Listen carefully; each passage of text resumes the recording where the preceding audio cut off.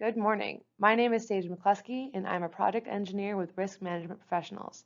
Thank you so much for joining us today for our webinar series. Through my experience conducting PHAs for refineries, renewable fuel facilities, or even ammonia refrigeration sites, I've noticed one common theme: the importance of a reliable control philosophy. Today, I'll be examining the crucial aspects of a reliable control philosophy and demonstrating its effect on operational safety. A control philosophy is typically developed during the design phase of a project. Over time, the original documentation can get lost, or more commonly, changes are made to the process so the documented control philosophy becomes inaccurate. Discrepancies between the documented control philosophy and the current operation of a facility can lead to unsafe working conditions, inefficient operation, and a slew of administrative headaches. Today, I'm going to give you a breakdown of how to develop these philosophies, not necessarily from scratch, but using the documentation, information, and resources you already have on hand. First, I'm going to provide you with some background with the description and definition of these philosophies. We'll take a closer look at the control elements. I'll give you some tips for developing these philosophies, and then we'll dive into the relationship between control philosophies and pre-existing PSM elements. Okay, so the first thing we'll look at is the process control system. This is part of the process that is maintained by all of the automated systems. It consists of automated systems responsible for monitoring and transmitting process variables. So these will include your pressure, your temperature, your flow. Next is our control devices. This could be a local device. For example, on the right is an example of a Fisher level control. This can also include mechanical pressure control valves, or it can include remote logic solvers, such as a PLC. The logic solvers will determine what actions need to be taken to maintain process parameters that you have input into the system. This can be taken care of via your final control elements, such as automated control valves. The control philosophy basically provides a description of how all of these elements at your facility tie together in one cohesive system. Moving forward, onto the control philosophies. So control philosophies provide operations, engineering, and instrumentation specialists with information about what is happening behind the scenes. These bullet points represent a general overview of a control philosophy document. The main piece of information is that first bullet point, the specifications for major pieces of equipment used in the process. These include your vessels or tanks, pumps, compressors, or reactors. This is usually documented in a table containing reference material to know what the design temperature and pressure is for each piece of equipment. This is information you already have on hand in the header of your piping and instrumentation drawings. As you continue to move along through this process, you'll need to take a closer look at each individual part of the process. So looking at the flow through your process, what's coming in and what's being sent out of each vessel, where is it going and at what temperature. Once you've nailed down the expected parameters, you need to identify each control element that will play a role in maintaining these conditions. It's important to understand and document the expected responses of these control elements. Lastly, you'll need to capture the point at which safety systems that will come into play and their intended functionality when that certain set point is reached. As an example, we've put together a very simple diagram. This is a free water knockout drum that we've named V-101. We have the inlet flow coming in on the left and the outlet flow going out through the rear. The vapor flow at the top is not included in this drawing, nor is the water flow from the bottom, just to keep things simple and focused. The purpose of this diagram is to give you an example of how I would generally develop the wording and description of my control philosophies. All right, so for a brief overview of this simplified system, the free water knockout vessel, V101, receives produced fluid from the upstream production header via inlet valve at the north end of the vessel. Separation into free water and emulsion layers occurs as the produced fluid flows through the vessel. The oil is decanted by weir at the south end of the vessel, gas is stripped from the top of the vessel, obviously not pictured, and water is removed from the bottom of the vessel, also not pictured. So now, let's take a look at the control. What's happening here? So let's start with the inlet flow. Inlet flow is controlled by a fail-open inlet flow control valve, FCV-101-1. Flow rate is set manually by operator via the HMI. In the event of a power failure, the flow of instrument air to FCV-101-1 will be shut off by solenoid valve SB-101-1, so that FCV-101-1 would fail open. It's rather basic, but I've clearly pointed out the functionality of the device. I mentioned its interaction with the associated utilities, and finally, I've noted its fail state. So now, let's talk about the level. I'm not looking at the interface level here. I'm specifically interested in what's going on in the weir. This is a statement that I would be sure to include in the philosophy. So, the level in the weir is monitored by the level indicating transmitter LIT-101-2. The level is maintained via PID loop configured to open level control valve LCV-101-3 in order to maintain the level at normal operating levels, as set by the operator. LIT-101-2 has an associated high-high and low-low level alarm, set at 3 feet 6 inches and 6 inches respectively, that will activate an alarm at the HMI to alert operators to level deviations in the vessel. So the difference between this control element and the device controlling the inlet flow is the association with the safety features. I've made sure to include both the set point and the functionality of these safety features in the control philosophy. Now, without being too wordy, we've given a complete description of these two particular inlet and outlet flows. And of course, we've already included reference tables that will allow someone to quickly access this information. So here is a quick and simplified look at that instrumentation table. Our first column on the left gives the description. First, we have control for FCV-101-1, as well as control for LCV-101-3. The next column identifies the instrument that is providing this control. In the case of LCV-101-3, we have the level indicating transmitter LIT-101-2. Lastly, the third column identifies a set point, which in this case is 3 feet 4 inches. You'll see that for FCV-101-1, it's set at the HMI, so the set point will vary based on what the operator has to say. So now we're going to take a closer look at our safety systems.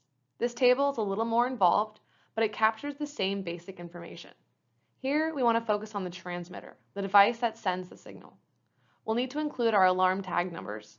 For the level element, we have the level high-high designated as LAHH and the low-low designated as LALL. We include our set point so someone can easily see what point the alarm will function at, along with its action. In this case, we just have an alarm. Next, we need to include a description of what will happen after the alarm triggers. So we'll see in the description column, V101 emulsion level alarm high-high alerts at the HMI when level exceeds the set point. It's simple and easy to understand. So I didn't include the vapor outlet on the drawing to allow for simplicity, but I did want to include a control device that triggered something other than just an alarm. So if you were looking at the gas outlet, you'd most likely have a pressure transmitter and associated alarm or action. So looking at PIT 101-4, assuming this is located at the gas outlet, we have an associated high-high alarm, PAHH 101-4, and a valve closure, which can also be referred to as a trip. So using our description, V101 high-high pressure alarm alerts at the HMI when level exceeds the set point and cuts off supply to the vessel by closure of the upstream header flow control valve, FCV-501-3. When you have a trip function, it's important to state everything that is going to happen when the safety element activates. So, for an overview of what we've talked about so far, let's review the elements of a control philosophy. It's important to include a description of the overall process. You basically want to capture the information in your process flow diagram and put it into words, so someone can read your description and understand what is happening in the process. Next, as I previously mentioned, you want to include information of the major pieces of equipment used in the process. It's always a good idea to have all of that information in a table format because it's easy to read and find the specifications that you're looking for. Finally, you'll want to dive in a little deeper and include an equipment-specific process overview, which should include details of the process, inputs and outputs, set points, the reference tables we've just gone over for process controls and alarms, and finally, your design basis. Now that we have a solid foundation for what encompasses a control philosophy, I'm going to give you some tips for development. While on-site developing a control philosophy, a team member once said the best way to construct an accurate and reliable control philosophy is to live in the field for about 6 months to a year. While he's not wrong, I'll give you a little insight into some documents and information gathering tools that will help to reduce some of the time spent putting all of this information together. Starting off with piping and instrumentation diagrams and process flow diagrams. I've already mentioned these, but the information provided on your P&IDs almost directly correlates to your process overview table. Generally speaking, the information found on the P&IDs isn't changed too much over the lifespan of the facility. If it is, there's usually documentation you can follow along to see where the changes have occurred. UIA forms give vital information for pressure vessels out in the field and should be included in your process overview. Any original design documentation. Now, though this may have changed several times over, it can give you an idea of why a piece of instrumentation was originally added and why it might have changed over the years. Vendor O&M manuals are useful to understand what is going on with a particular piece of equipment. Site walkdowns. Like I mentioned previously, living in the field. Site walkdowns allow you to really get a feel of what's happening in the field. Though you may spend a lot of time looking through P&IDs or PFDs, site walkdowns can really give us a better idea of how units interact. Also, as I'm sure we're all aware, systems don't necessarily reflect exactly what we have on paper. It's best practice to take your P&IDs, go into the field, and check all of your lines, check all your instruments, and make sure to note down any deviations or differences. Lastly, our personnel interviews. I stand by the saying, engineers know how the process is supposed to work, while operators know how the process really works. If you can combine the two and add in an instrument control specialist with specific knowledge of control logic and their set points, you've got a perfectly balanced dream team that can paint you a truly accurate picture of the facility. Now that we've gotten a good background on the definition and development of control philosophies, we're going to dive into the main point of this presentation. We're going to look at how control philosophies directly impact process safety. To do that, I'm going to show you the correlation between a control philosophy and other PSM elements you might already have at your facility, or maybe actively developing. From a safety perspective, there are so many pieces that intersect.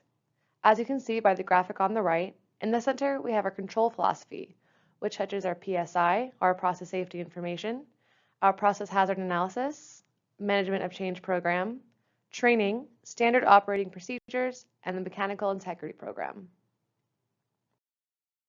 I'm going to start off with operating procedures, which really go hand in hand with your control philosophy. In years past, there used to exist one single document that would encompass all operator action, as well as a breakdown of the automation working within the process. While this is still helpful, people recognized it's a little easier and, let's say, more foolproof to break down daily operations on a step-by-step basis. This way, a new operator in the field can read these step-by-step instructions and clearly see how the process is maintained. The control philosophy will hold the detailed description of the automation in the field. With these two documents side by side, the result is one complete scope of how the facility is working. Operating procedures are essential to have in the field, while control philosophies are a little better for reading and understanding the process. The next logical step is our training. As I just mentioned, control philosophies are useful for reading and understanding how things are maintained in the field, and they should be looked at and absorbed prior to heading out in the field. A control philosophy provides personnel with a working knowledge of how the automation controls the process and maintains the process operating within its design intent. Even though an operator may not have direct contact with the automation, it's still important that all operators know what's going on, especially in terms of set points and alarms. During PHAs, the first question we'll ask is, okay, when you hear this alarm, what action does the operator take? If an alarm goes off and the operator doesn't know what it's signaling or what is meant to be done, the downtime between the alarm trigger and when the appropriate action is finally determined and then carried out can mean the difference between a near-miss incident or an extremely hazardous situation. Moving on to process safety information. I'm sure it's quite clear where the overlap exists between the control philosophy and the process safety information.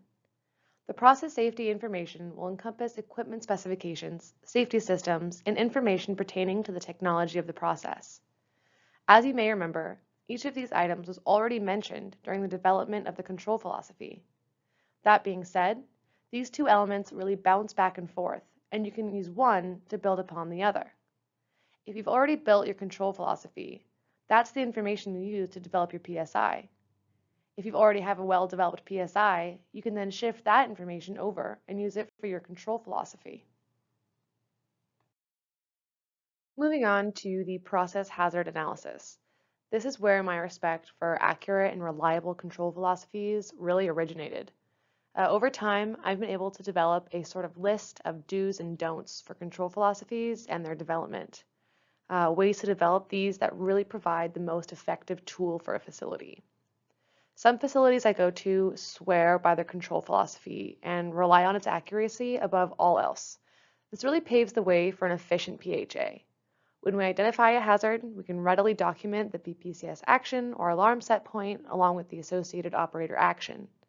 It allows for productive conversation about the efficacy of the automation rather than the less productive conversation that comes along with an unreliable control philosophy. When visiting facilities that have questionable control philosophies, a lot of time is wasted trying to figure out what's actually happening in the field. Either operators need to do walkdowns to verify the existence of some control logic, or engineers are calling around trying to get a hold of the instrumentation specialist. It's also important to note, in my experience, I have found that no documentation can sometimes be a little better than incorrect documentation. In the case where there's no documentation, someone will be sent to verify in the field. However, if there's incorrect documentation, more likely than not, you're going to make decisions based on that incorrect documentation. So when we're working with an accurate control philosophy, we get details on control loops, we get some insight into our safety systems, and you get an overview of the basic process control system. So management of change. Management of change usually comes with some sort of checklist. You need to update your P&IDs and you need to update your operating procedures. But looking at it from a control philosophy point of view, your control philosophy will tell you how the change you've made will affect other interconnected processes in the field. With an MOC, you might be focused on a single piece of equipment. For example, the removal of a pressure control valve on a certain tank. A control philosophy will let you see how the removal of that pressure control valve may affect a compressor downstream or some other piece of equipment upstream. Using your control philosophy, you can map out how each design change will affect your process through a much wider and all-encompassing lens, rather than through the tunnel vision that comes along with a specific MOC. So moving on to mechanical integrity. Mechanical integrity deals with frequencies of maintenance for certain pieces of equipment in the field. A control philosophy can be a really useful tool when developing your mechanical integrity program by identifying critical components in a process and relaying how these pieces of equipment will affect upstream and downstream processes. For example, if you're looking at a single compressor in the field and determining the required maintenance for this piece of equipment, it's really helpful to know what pieces of control elements are controlling the flows in and out of this compressor. This can really shed some light on how important this singular piece of equipment is to the process and help you determine how much time and money should be dedicated to this one piece of equipment. So to wrap up everything we've discussed today, we started with the basic definition of a process control system and how to develop a control philosophy to describe that system.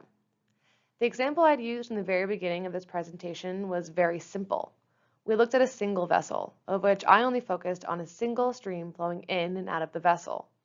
The control philosophy we developed was clear and concise while capturing every aspect of the control elements discussed. Someone from the outside will be able to read our description, our narrative, and tell us what's going on in our process in terms of the automation that maintains our operation. Control philosophies intersect with multiple PSM elements, such as our PSI, PHAs, MI program, MOCs, operating procedures, and training, most of which are already available at the facility. Using these documents, you can get a hold of most of the information you need to develop a reliable control philosophy. For the information that's not available, that's when we turn to field walkdowns and personnel interviews to really bridge those gaps. The control philosophy is a living document, like most of our PSM elements, and needs to be changed and updated as the process is changed and updated. The main goal is to have your control philosophy mirror what is going on in the field at all times. With continuous updating and good bookkeeping, your control philosophy will become an extremely useful tool that will supersede the other documentation you need to prepare, and you'll be able to access it all easily through your control philosophy. A control philosophy is also used as a tool to determine the necessity or consequences of changes to the process. I spoke about this during our discussion about PHAs and MOCs. Your control philosophy is a handy one-stop shop detailing all the information of what is going on at your facility. And that concludes our webinar about the effect of control philosophies on operational safety. Thank you so much for joining me today. If you have any questions, please feel free to email me at my email there on the screen. And I hope you have a great rest of your day.